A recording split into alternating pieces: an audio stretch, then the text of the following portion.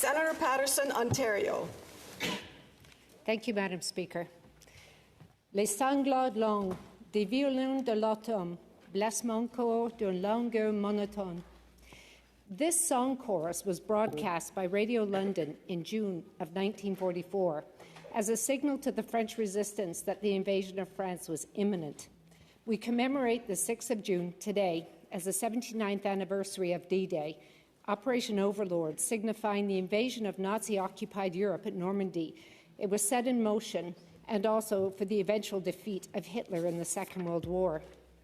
Of the approximately 150,000 Allied troops who landed or parachuted into France, roughly 14,000 were Canadian, about 1 in 10.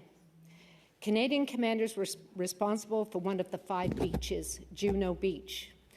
As part of the 3rd Canadian Infantry Division, Ottawa's own Cameron Highlanders were among those who stormed ashore along with 6 artillery regiments and the 2nd Armoured Brigade.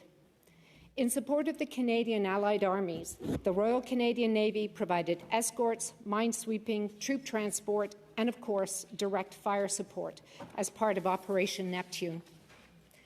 Ahead of D-Day, the Royal Canadian Air Force, in conjunction with Allied air forces, conducted bombing raids across occupied territory to soften up the enemy's defences.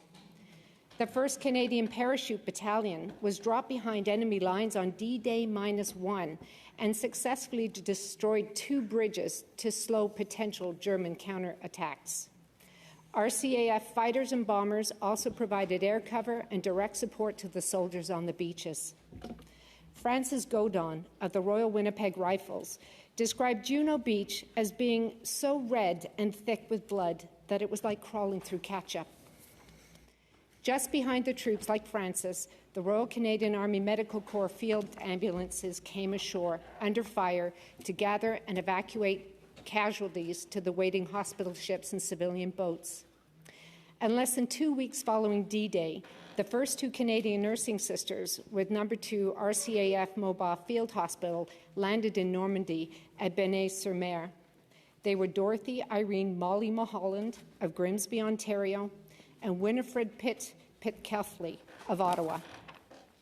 Molly describes her experiences to her families after the war, telling them how she slept most of her first week in a trench and how she did a 72-hour shift in the operating room, which was just a tent while bombs fell and combat raged around her. At the close of the Normandy campaign, it's estimated that more than 2 million Allied soldiers landed in France. In terms of casualties, roughly 200,000 Allied troops were either killed or wounded, a similar number of German casualties. And of those Allied casualties, 18,700 were young Canadian men, with over 5,000 being killed in action. Excuse me. As memories fade and history becomes Hollywood, we must not forget that. Ils ne vieilliront pas comme nous, qui leur avons survécu. Ils ne connaîtront jamais l'outrage ni les proies des années. Quand viendra l'heure de crépuscule et celle de l'aurore, nous nous souviendrons d'eux. Merci.